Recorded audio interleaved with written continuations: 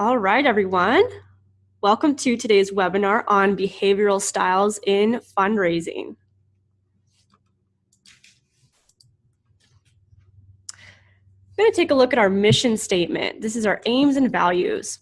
We aim to help nonprofits significantly increase their fundraising capabilities and impact they have in their communities and society through proven contemporary curriculum presented by world-class nonprofit leaders, best-in-class faculty, and renowned philanthropists. Quick shout out to our affiliate partners across the U.S., including the National Leadership Institute, Maricopa Community College, JFK in New York, and City University of Seattle. If you are on social media and you're joining us today, go ahead and give us a shout out by hashtagging SIPwebinar. All right, so my name is Rachel Escobedo. I am the online ambassador for the Sanford Education Programs, and we are here to work with and talk to Dr. Vanessa Berry. She is the Diversity and Inclusion Officer at JFK University. Going to read a little bit about Dr. Vanessa and share a little bit about her background. So as a strategic leader and thought partner, Dr. Berry supports institutional capacity building for leveraging diversity and fostering inclusion in the workplace, academic learning, environment, and community. In addition to her service in higher education, including a core faculty role at Alliant International University, Dr. Berry has 20 years of experience in management, consulting, and leadership. As principal consultant for Berry Consulting Services, Dr. Berry has coached leaders, development teams, and facilitated strategy and culture alignment for effectiveness and business performance improvement. She has supported diversity initiatives with client organizations such as IBM, Chevron, BNP Paribas, including our bank, and the U.S. Department of Transportation. With over 15 years at Kaiser Permanente, she also served in management consulting roles as well as leadership roles, including statewide compliance director, compliance strategy, and culture director, and practice leader for ethics and integrity. A native Californian, Dr. Berry resides in the San Francisco Bay Area. So let's go ahead and welcome Dr. Vanessa. Thank you, Rachel. It is a pleasure to be here today. Thank you for having me. Thank you so much, Dr. Berry. We're going to go ahead and do a quick exercise, quick activity. Where are you joining us from? We'd like to know. And what are you hoping to learn today? Go ahead and include your responses in your chat box. And we'll take a look at them and I'll read them out loud. All right, we have some responses coming in already. Some people are coming in from Phoenix. Oh, whoops. Phoenix, Florida, Temecula, California. Oh my gosh. Washington, Buffalo, New York, Bellevue, California, Seattle,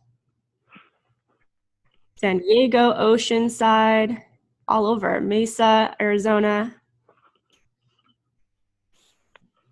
All right. Okay, thank you for your responses, guys. Oh, we have some comments on what they'd like to learn. How to talk to founders more effectively. You'll definitely learn some good tips from Dr. Berry today.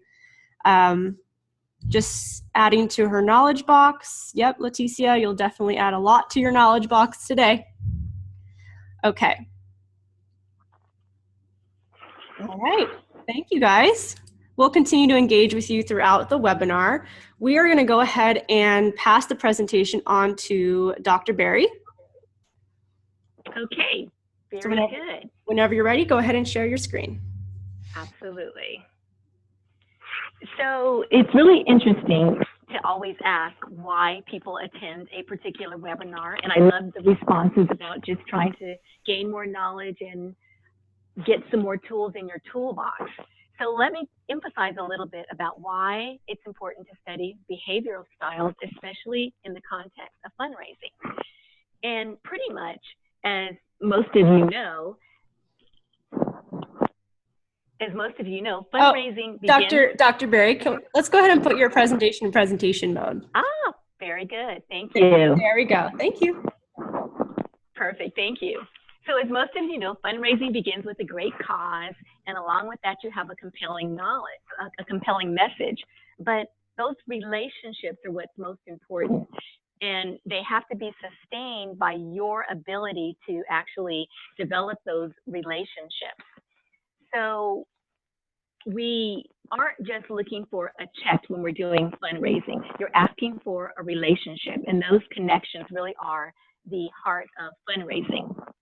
So most people like to understand about behavioral models in order to become a good and successful relationship builder. So what do successful relationship builders do? So first of all, they have a sense of self-awareness. They understand themselves and how their behavior affects others. And then they also understand how they react to other people. And then based upon that combination, they're very good at adapting their behavior, even when it may feel uncomfortable for them or when it's out of their comfort zone, in order to enhance the effectiveness and really to be able to connect with folks. If you look at the literature around relationship and fundraising, the social psychology literature really talks about having relationships where the donors or prospects are getting their needs met, and they're basically there's a sense of trust, there's a sense of satisfaction, and a commitment that will develop loyalty. So that's what we're going to take a look at today. And many of you are probably familiar with a lot of approaches that are used to improve self-awareness and interpersonal effectiveness. And common tools that you may have heard of are DISC, social style, and the Myers-Briggs. So I want to briefly just comment that there's a difference between a personality assessment versus a behavioral style assessment, which is what we're going to be looking at today. So for example, the Myers-Briggs is an assessment that looks at personality, and personality makes up the total collection of emotional patterns, your mental processes, your thinking patterns, your values, and your behavior patterns, which are all influenced in some ways by genetics and by personal experience. And that's very difficult to understand by just having an interaction with someone, even if it is over time. So personality assessments are really around the whole person. What we're going to be looking at in contrast to that is a behavioral style model. And both DISC and social style are behavioral models. And behavioral models look at just the behaviors of other people. So observable behaviors are what you see people saying, what you see people doing. It's not about having judgments about anyone. You're not getting into what their traits are. Oh, they're intelligent, they're honest, they're motivated, they're sincere, they're arrogant, they're critical. It's more about things that you can actually observe. Are they quiet? Are they loud? Do they have less eye contact, or do they have more eye contact? And this is what we're going to actually use because it's something that's a little bit more simpler. It's a little simpler than a complex personality assessment. And by the end of the presentation, you should have a good handle on how to actually use the model in your own life and in your work. So the specific model that we're going to be talking about today is the social style model. And as you can see, there are 4 different styles. And by the end of the presentation, you're going to know all about those styles. And hopefully, you're going to have an idea as to what your style is as well. So here's the roadmap. We've already talked a little bit about why it's important to study social style, especially in the context of fundraising. And we're going to go over the social style fundamentals. So the fundamentals around how the model is developed and what the 4 specific styles are. And it's going to be at a very high level. We only have a very short amount of time, but you will have a working understanding of the model. and you'll have a basic awareness of each of the 4 styles, including what their behavioral tendencies are, what their strengths are, their needs, and some of their underlying motivations, what drives that particular style. Next, we're going to get into how do these styles interact with each other. So once we have that foundation, the difficult or challenging part is when we have interaction between people with different styles. And there are points of similarities between styles, but there are also differences between styles. And those key differences can sometimes create a challenge in making a connection with a prospect or a donor, and in really developing trust, creating that connection, and gaining that satisfaction, which is so key to relationships in fundraising. If those differences are not managed, it can create too much tension in the relationship, and then people do all kinds of out-of-the-box behaviors, and you get unproductive relationships, or you get no relationship at all. And that's where we get into how do you improve your effectiveness by having this information about the different styles. And we're going to understand the concept of versatility. And that's really about adapting your own style to help others reduce feelings of tension that may be created by something that's happening to them in their life, but also by something that you may be doing because you have a different style than them. And we're going to learn a 3-step approach in order to understand how you can carry out versatility in action. And then finally, we're going to briefly go over the application to fundraising, and specifically to the cost-selling model that is used at the Sanford Institute of Philanthropy. As you'll see, social style understanding and knowledge, and having that in your toolbox, will be applicable to all phases of that process. So we have just a short time together. And we're going to do this high-level overview, but you will actually be able to use it, and let's get started. Hey, So Vanessa, yes. just a quick reminder, some people are having trouble hearing you. Try not to speak too closely to your mic, because it kind of disrupts your voice. Okay, is this better? That's a little bit better. Thank you. Okay, is this even better? That's better. Thank you. Okay, perfect. Thank you so much for that feedback. So let's look at social style fundamentals. And understanding social style is understanding 3 keys.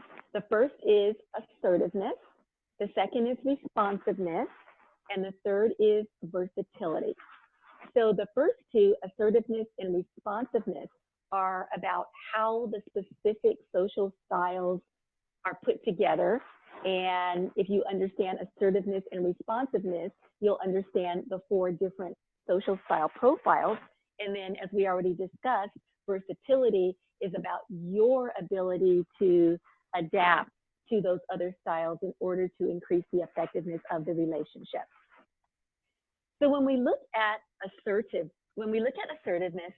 assertiveness is really about the degree to which someone's behavior is seen as forceful or directed. So ask assertive would be on the left-hand side of the continuum. And at this point, first of all, I want to say that everything is really relative. So the whole continuum is about assertiveness and behavior. And people with a higher level of assertiveness, which would be on the ask assertive side, and if you're more assertive than 50% of the population, you would be ask assertive. If you feel that you are, less assertive in less than 50% of the population, you would be on the right-hand side. So it's all relative, and it's based on population norms. So when we say that someone is less assertive or more assertive, we don't mean that they're always that way. It's really around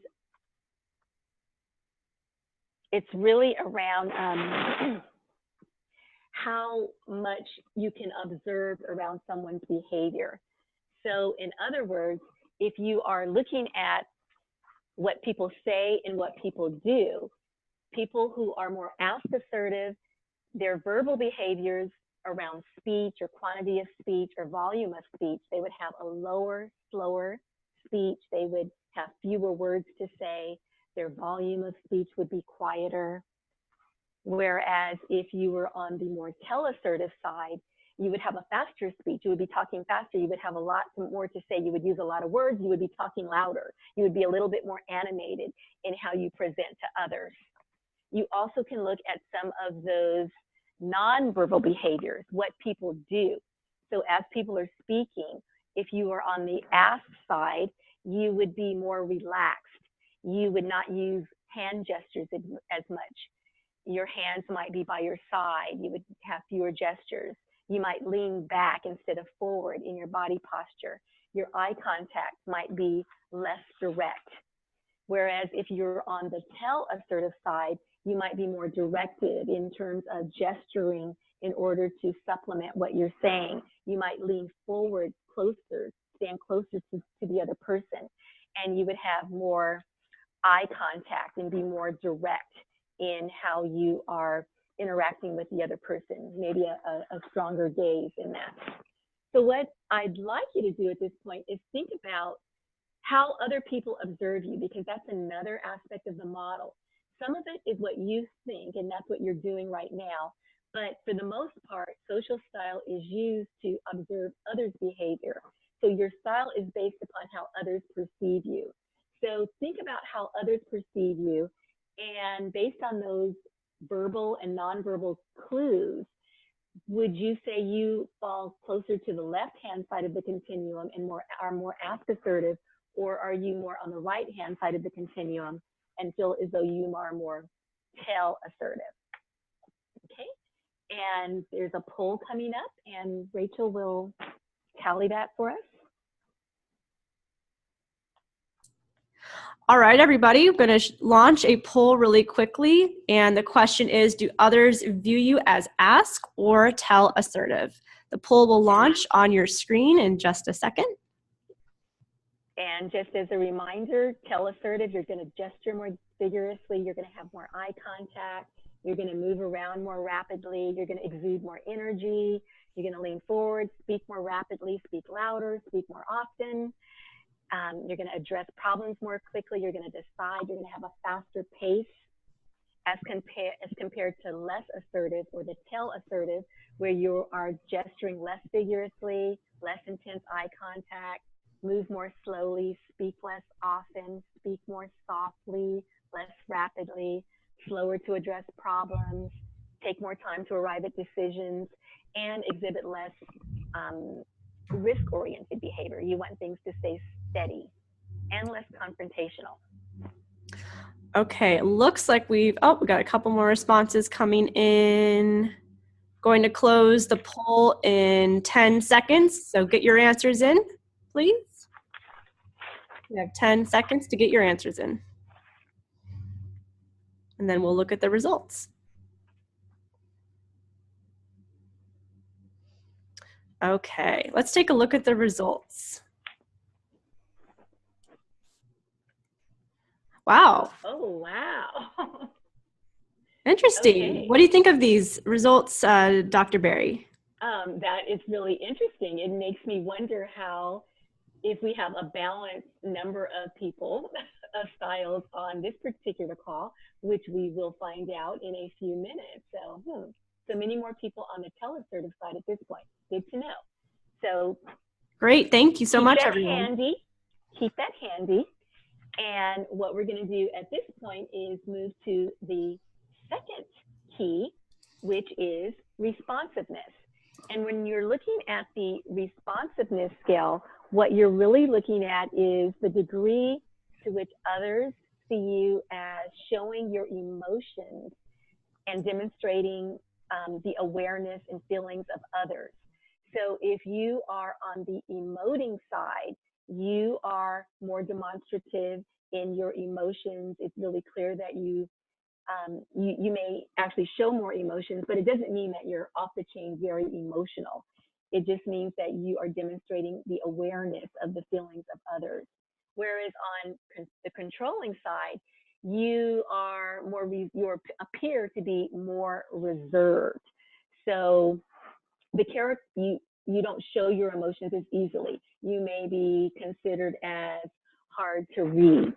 So characteristics of people who are more responsive, which would be on the more emoting side, on the left-hand side, and again, this is comparative, so compared to the other side, they're going to express their feelings more openly. They're going to appear more friendly. They may appear more warm to other people. They will have more expressions. They are going to gesture more freely. They're going to have more vocal inflection. And they're going to be more comfortable with small talk. And they're going to talk in narrative. And they like stories and anecdotes to illustrate what they're saying. And they express more concern about the impact that decisions and policies have on people. So as compared to the right-hand side of the continuum, where characteristics of folks who are considered to be more controlling, you are going to be less disclosing of your feelings. You're going to appear more reserved. You're going to have less facial expressions. You may be actually, you might smile less. People may not be able to read you. Your voice will be more even toned. It will have less vocal inflection. You are going to be less interested in small talk. So you're more interested in task priorities as compared to people priorities with those who are more emoting. You're going to be interested in facts and logic rather than stories and anecdotes. You are more comfortable working alone, whereas those on the emoting side like to work with other people. You're going to have a more formal style. You may like ritual more, things to be a little bit more formal, and that may even come across in how you dress. You may dress a little bit more formally, and you're going to have more structured use of your time. So you may have some of these. You don't have to have all of them. And again, it's the degree. So think about if you fall more on the emoting side or the controlling side, and we're going to do a poll again. Thank you, Dr. Berry. I'm going to launch our second poll. It's going to pop up on your screen right now. Let's go ahead and take about a minute. Oh, wow, we're getting our responses in quick.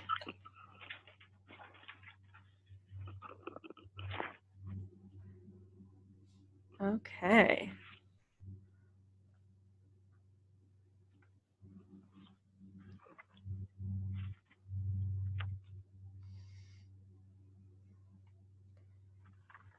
Interesting results that we're getting. Give you guys 10 more seconds to enter your poll answers. And then we'll share the results.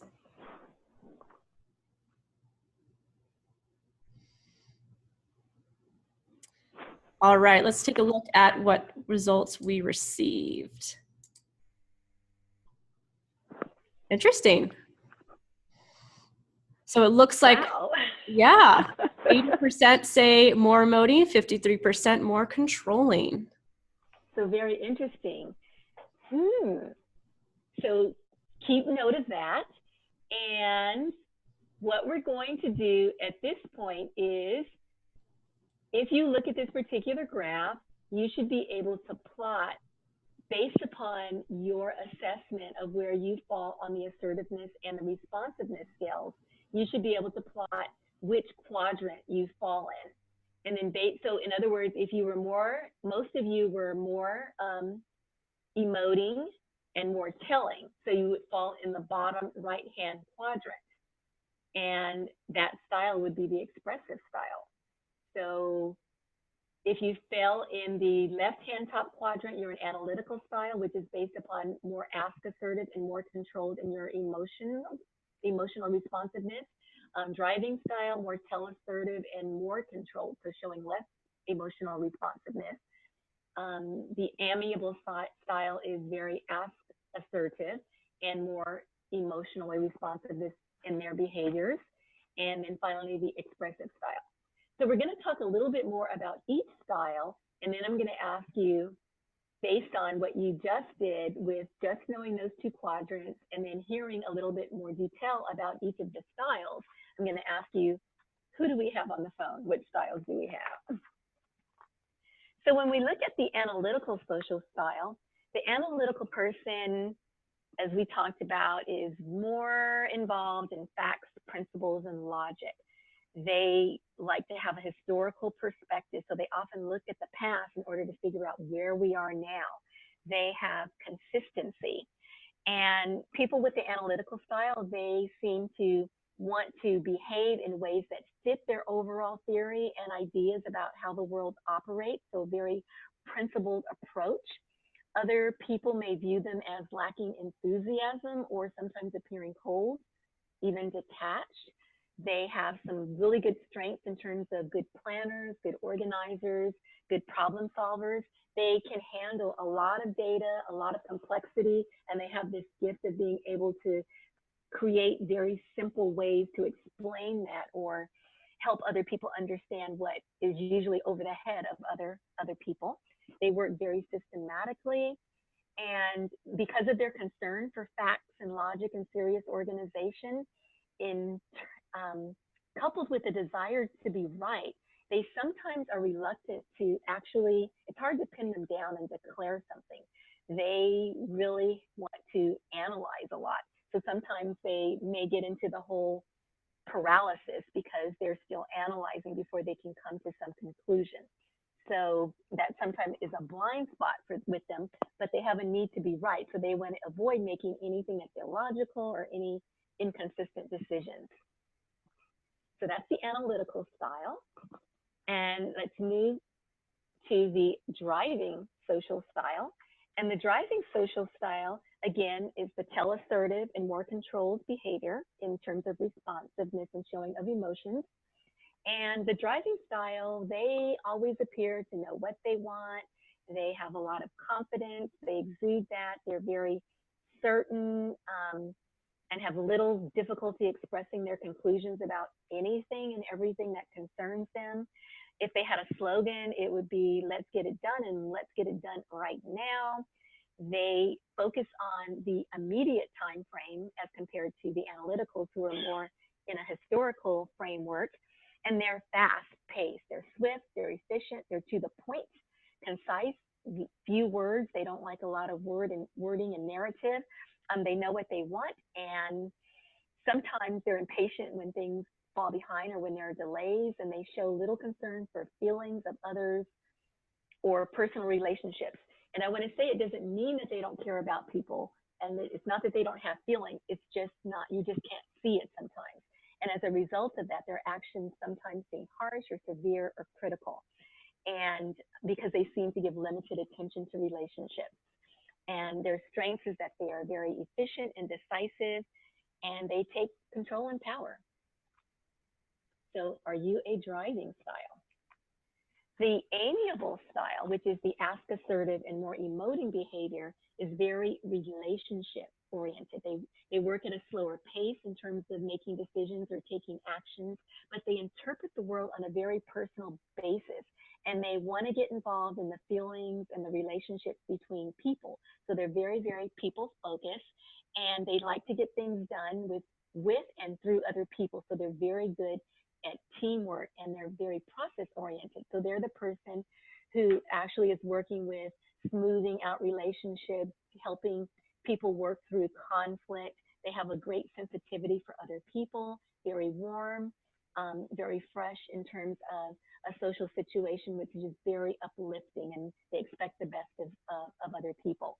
They communicate readily, they talk about their feelings, and they avoid the decisions that might involve personal risk and conflict. So sometimes they may appear slow or reluctant to change when the situation demands it, because they view it as potentially ruffling someone's feathers, or it might impact the relationship negatively.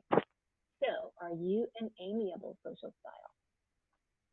And then finally, we have the expressive style. And again, the expressive style is very tell-assertive and more emoting. They show their emotions.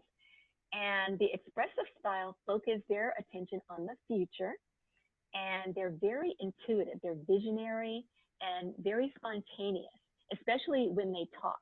So a lot of times they may appear to be changing what they said prior, because they're very outspoken about what their thoughts and their feelings are. And they're very imaginative and creative when they interact with each other, and they generate enthusiasm. They are there cheering other people on, and when they have their own ideas, they really get excited. And their overall behavior, what the theme is they're very stimulating, exciting, and fun to be around. Sometimes they're good at having other people come caught up in their own dreams. And their quick pace is also fast paced. So they make decisions quickly based upon how they feel about relations. Sometimes people view them as impractical because they're so future oriented, and sometimes as over emotional because they use their expressions a lot.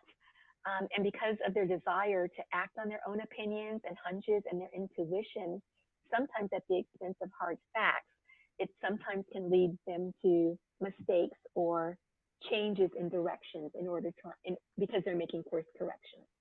So are you an expressive? So we're going to do a poll again. Okay, now for our third and final poll. Starting now.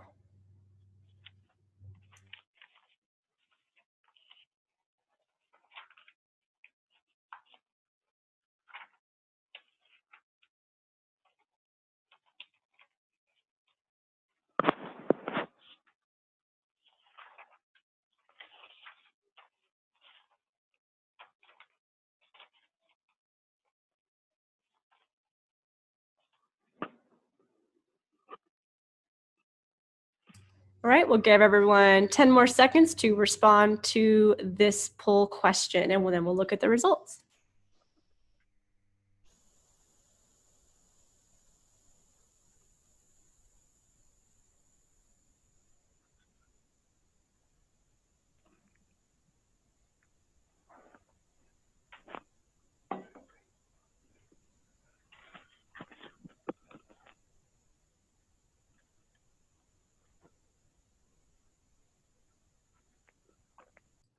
Okay, everyone, thank you for your responses. Let's take a look at the results.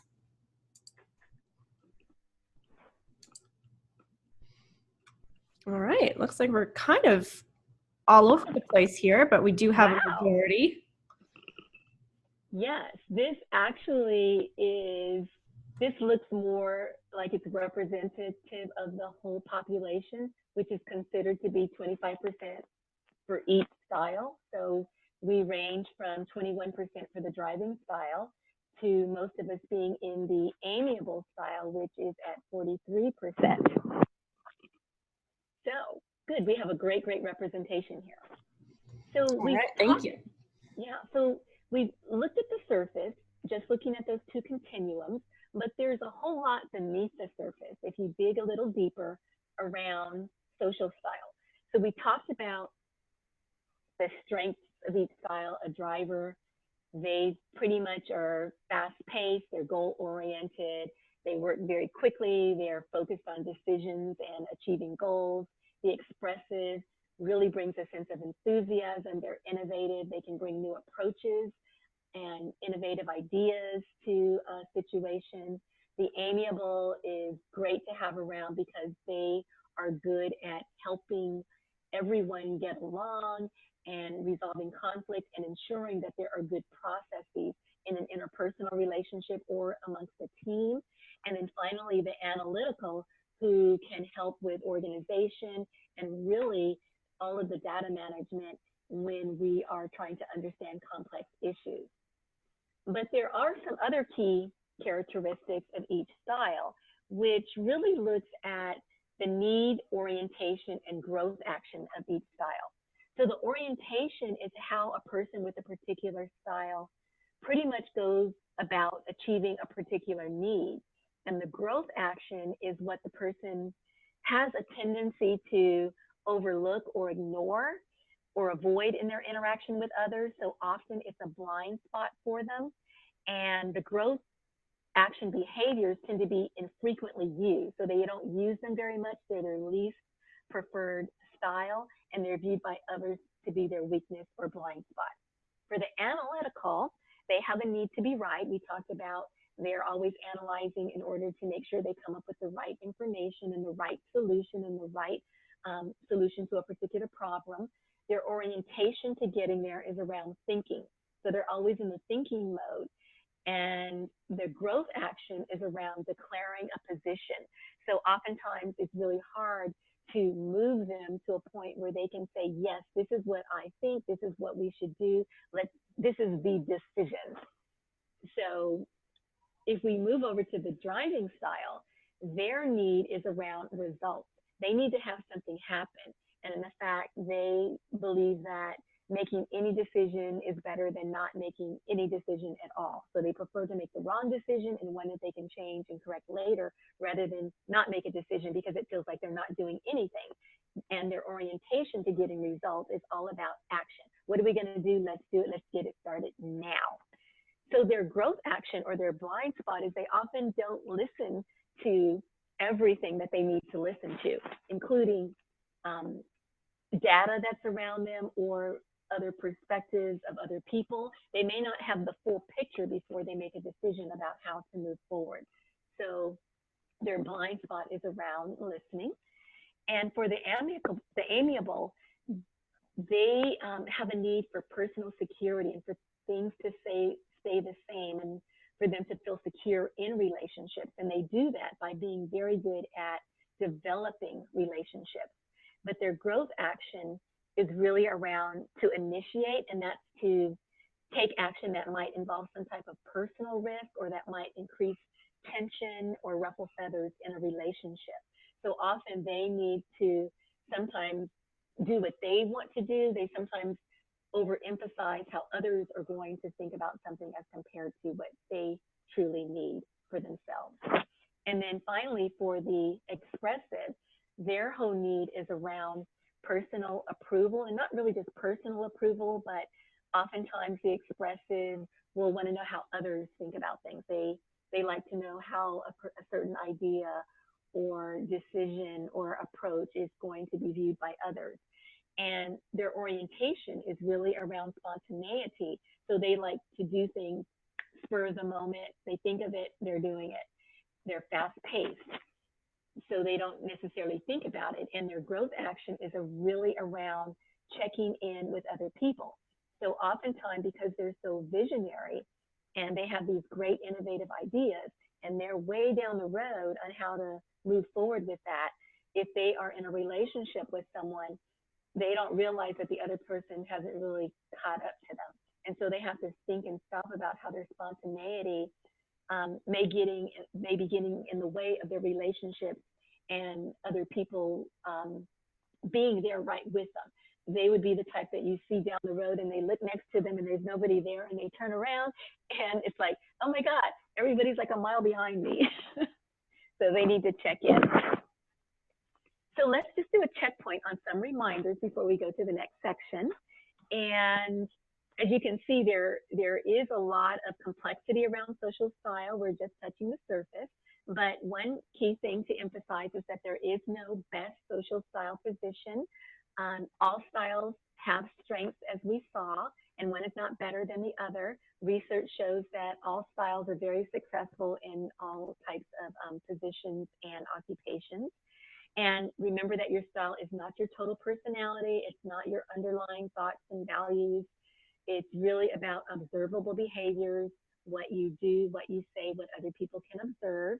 And when we say that you have a style, it doesn't mean that you only are an expressive style. As an example, all of us display behaviors from all four styles. It just means that you have a preferred style that's your go-to style. It's the dominant style. And it may change in different environments, but if someone were to follow you around with a camcorder over time, you would have behaviors that are reflective of one style and that one dominant style. So it can be used to predict your behavior in most situations. And then finally, in addition with the strength, each style has growth action. But the true use of the model really gets into how you build relationships across styles. because that can be somewhat challenging. So we're going to touch upon interaction across styles. And as you can see, if you look at the analytical style and the driving style, they both have something in common. So they both have a serious and more formal approach. Same with the driving and the expressive. And when you have something in common, it means that you can start there to really use your behavior to connect with someone else in order to build a more harmonious relationship. So with the driving and an expressive style, they're both very fast-paced. They're going to be more animated, talk faster, want to make decisions, move forward. Likewise, the expressive and the amiable, they have in common their casual and informal approach, where they have some things that are different. They can connect around that. And then lastly, the analytical and the amiable, they are both slower paced. So they're going to take a little bit more time in making decisions. They have some differences, but there are areas in terms of their communication style where they're going to be in sync with each other. The most problematic relationships, which can potentially be toxic, are at direct odds with each other on the model. So the driving and the amiable, as you can see, have nothing in common. The driving is, fast-paced, focused on goals, serious and formal. Where the amiable, they're going to be slower paced. They're going to want to have a relationship before they get into how are we going to get this goal done, and they don't want to just do it. They need to know you first, and they have a casual and informal approach. So nothing in common in terms of their style. Same thing with the analytical and the expressive. They don't really have, while the expressive is focusing on generalities and big pictures and visions and ideals, the analytical is like, well, where are the numbers, where are the facts? And they're not going to be able to connect with an expressive based upon that communication style that the expressive has in terms of being high level. Same thing with the expressive is going to be down the road with the analytical. I still need more information, very, much slower pace as compared to the expressive. So these are these combinations, the amiable and the driver and the expressive and the analytical, is where you might have the most issues in an interpersonal or work relationship when you're dealing with donors or prospects. And when someone is starting to feel uncomfortable or feeling tension in the relationship, they're going to go into what might be called their backup behavior. So the backup behavior happens when you can't deal with the tension that you're experiencing by somebody else's style. And it's really a coping mechanism for them. So the driving behavior is going to, it's a form of exaggerated of what their traditional style is. So while the driver is already taking charge, they're going to go into autocratic dictatorship. They're just going to take charge on steroids and, start telling everybody what to do. They're going to take charge of the situation, force others to act in a certain way or in an order, or achieve certain goals in order to accomplish whatever it is that they're trying to accomplish. Whereas the expressive is going to become even more demonstrative in their feelings and in their emotional responses.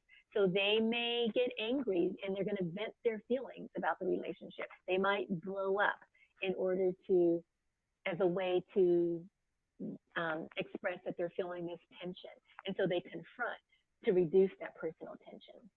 The amiable, they go even more into complying, and so they're going to acquiesce, and they're just going to go along, typically just to get along. And this is the type of situation where you may feel we're on the same page. Yes, they want to contribute to our particular organization, yet you find out they have no interest in doing that, and you don't know what happened. Because if they felt any type of tension in that relationship and went into backup style, they're agreeing with you, but really they're not agreeing with you. And you find that out later. And then the analytical, they just avoid the whole situation. And the way that they deal with it is by withdrawing and really moving into retreating from people and situations because they want time to think it out, think it over. So the whole idea around managing this tension that puts people and propels them into this backup behavior is if you have a lot of tension in the relationship, you're going to be focusing more on that tension in the relationship rather than the task at hand. How do we cultivate them as a donor, for example? If there's not enough tension in the relationship, you won't have enough energy in order to have a productive relationship. So what you're really trying to do is have that appropriate level of tension where you can pull out your best strength and you can pull out the best strength of the other style so that you can work collaboratively together in a smooth and harmonious way. And this is where we get into versatility, just to top it off. Versatility is the third key to understanding social style, and it's really about your willingness to control your own personal behavior and adapt to the styles of others so that they're not escalating in the amount of discomfort or tension that they're feeling. And once you do that, there's the concept of psychological reciprocity, where once we move towards their style, then they're going to be more compelled to move towards our style. So for example, if you have an analytical and an amiable is really interested in developing a relationship before they do anything, and the analytical just wants the facts and figures. If the analytical can be a little versatile in their own style and, you know, exchange some nice pleasantries, you know, with the amiable, start, you know, working with the relationship, then the amiable will then reciprocate, and then they're going to get to the point where they're willing to provide those the data and the facts and the figures and have that discussion with the analytical. So you're kind of giving to get. So unlike social style, where it doesn't really matter which style you are, they're all equally effective, it does matter where you fall on the versatility scale. So behavior that's seen as focusing on your own tension is low versatility. If you have behavior where you're focusing on reducing others' tension, you have high versatility. So the goal is to really get towards that high versatility, to be able to flex your own style to accommodate other styles in order to reduce the tension in the other person and develop that relationship. So 3 steps in terms of how you do versatility in action. Identify what your style is: analytical, driving, amiable, or expressive. Secondly, what's the style of the other person that you're working with?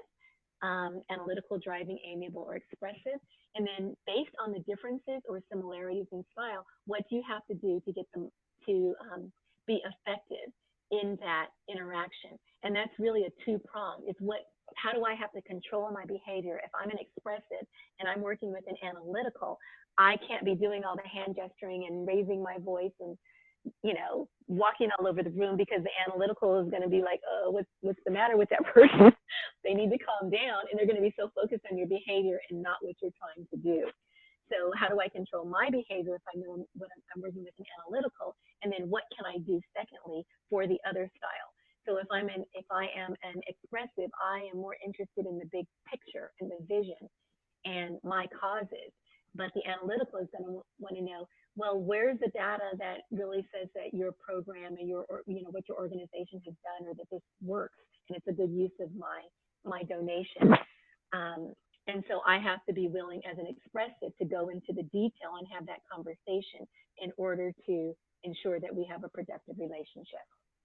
So all of this is related to fundraising. The Sanford Institute of Philanthropy uses the cost-selling cycle, which is really around using relationships throughout the cycle. And social style can be applied to every step in that model, from the initial approach to how you do presentations, to what types of objections you expect to have, to how you actually work with the closing and the ask, and how you follow up. And this tip sheet is really just a takeaway. So these are some tips that you can use for the presentation strategies for each style. So if you're doing a presentation for an analytical, you're going to want to know their business thoroughly. You're going to want a logic-based, low-key style of relating. You're going to want to have a lot of visual aids, charts, graphs, all of that stuff. Say as compared to a driver, where the fewer visual aids you use, the better. And they just want to close really quickly, and they're not going to want to spend a lot of time with you. So this is just a takeaway for you to have. And then your pop quiz as we close out is, Let's say that you don't know anything about social style and you're a major gift officer and you're an amiable. And let's say that you are about to go meet a driver. And so as you're meeting that driver, you might come up very animated, very relationship oriented, and you might say, "Hi, it's really great to meet you. You're very demonstrative in your feelings. You might be standing very close. You're going to be very animated, and you're going to be smiling a lot, and you're going to say, 'This is going to be so much fun, and I have you doing this, this, this. We're going to give the history. We're going to go through all of these exciting things in the museum.'" Let's say it's a museum. If you are working with a driver, the response of that driver is they're going to be a little bit overwhelmed and they're going to move away from you in that relationship. There's going to be some psychological distance. They may actually go with you on this tour, but they're not going to be there with you. They're not going to be, you won't have developed that trust, satisfaction, and commitment towards you. But let's say that you are familiar with social style. So in this particular situation, you're an educated major gift officer, you're an amiable, you're working with a driver, you have found out that this person is a driver from your previous interactions with them. And so your approach to them is going to be very different. You're going to walk up to them, you're going to be dressed formally, you're going to have a more formal demeanor about you, and you're going to very simply say, "It's nice to meet you. I know you only have a short time to visit the museum, and I have a planned tour so that you can visit the 5 top exhibits that I know are of most interest to you. Are you ready to go?" And the donor is going to have a completely different response. And that's where you get the relationship magic in using social style. So in summary, social style is an effective tool for increasing your self-awareness and understanding donors. And versatility helps you build successful donor relationships.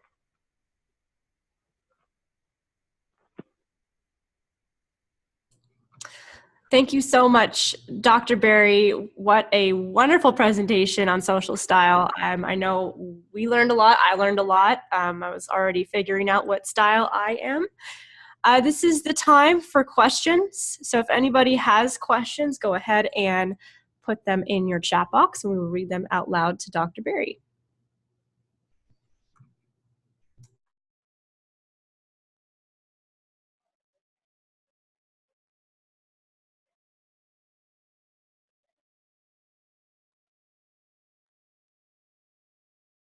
All right, we have a question coming in.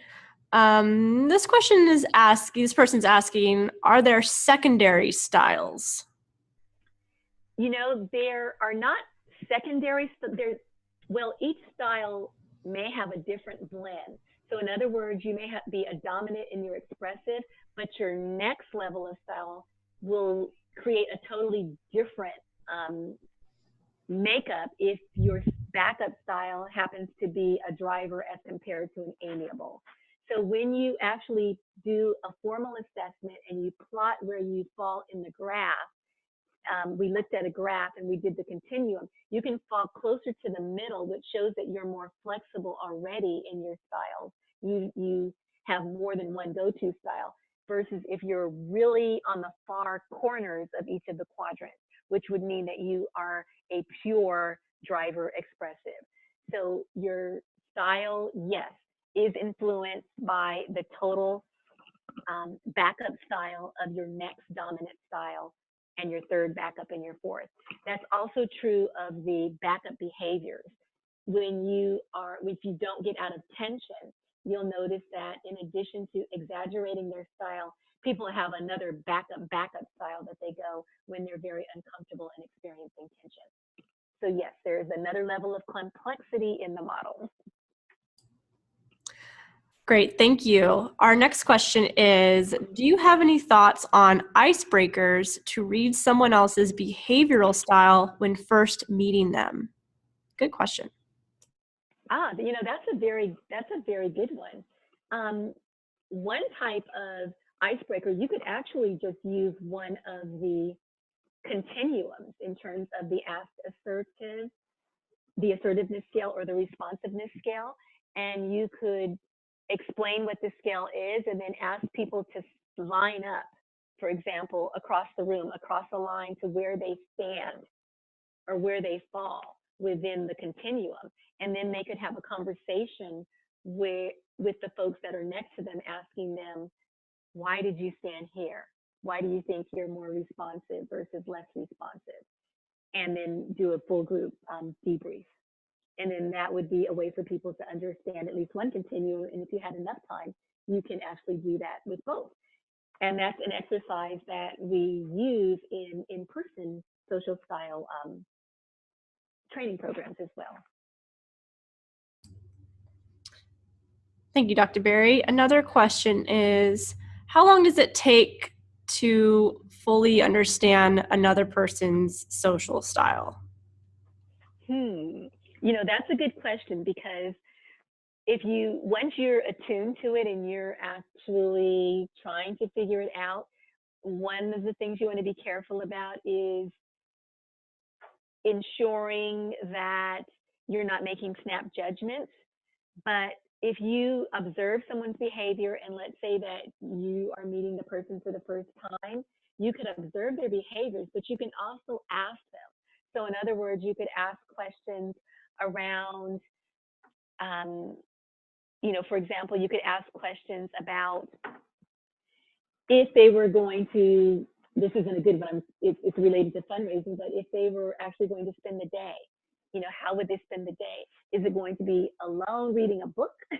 Or is it going to be where they're with people? Or you could ask them, how do they like to get information? Or you could say, what's the best presentation that you've ever had, to see if they identify the strategies that speak to a certain style. So one way would be to follow up your observations of what they do and what they say by asking questions to see if you can confirm your hypothesis, and then also trying to identify and observe that person over time and in different environments, I would say. Thank you. We have actually another batch of really good questions coming in. I know we're getting close to the end of our hour, but let's try and get to these as quickly as we can. So one question is, can you please give a few more examples of interactions when styles differ? Okay, so let's say that, so the question was really around what would be examples of when styles differ. And because we didn't really have a lot of time to talk about it in relationship with the donors or with fundraising, I'm going to relate the examples to that. So for example, if you are interacting with someone who is expressive as compared to a driver, you're going to have different levels of comfort with the formalities. So in other words, flexibility about time. You might get into trouble around time. If you are working with a driver, it's always good to plan to be finished before the amount of time that was originally allotted. So if you think you have an hour meeting with them, you might want to plan on having a 45-hour meeting with them, because most likely they're going to be done with what they're going to need to have accomplished in that particular meeting and moving on to the next thing, as compared to other styles who don't really have that issue, but maybe less time focused, say the two on the bottom level, so the amiable and the expressive. All right, thank you. Let's see, we have we're gonna have time for, we'll do two more. We're gonna go past a little bit just because these questions are so good. So 2 more questions. What are some tips for an analytical to get outside of their comfort zone and confront tension in the moment rather than often withdrawing for more information? So this is about how do the styles actually work on their own growth area. And the first step is really to be aware and to notice. So once you're aware of your style, notice when you do it. And so the first step is always just awareness. And then secondly, you might want to do little things that push you out of your comfort zone. And so if you are that analytical, you might try to not go so much into the detail if you're working especially with someone else. So for example, you might try to stay more high level. You know, what are the goals? What's the vision? Without having to have all of the detail. So it's really around being counterintuitive around what your need is. You might want to show a little bit more expression. So often analyticals, because they are a thinking style and sometimes appear to be detached. Sometimes people feel they're cold, and sometimes people say, oh, they're just looking into the numbers. Just being a little bit more on those bottom, the continuum around showing your feelings, smile more would make a huge difference for an analytical in drawing people towards them. Thank you, Dr. Berry. Let's see, we have another great one. How do you suggest practicing versatility? How do you suggest one quickly assesses the other person's style in a new situation?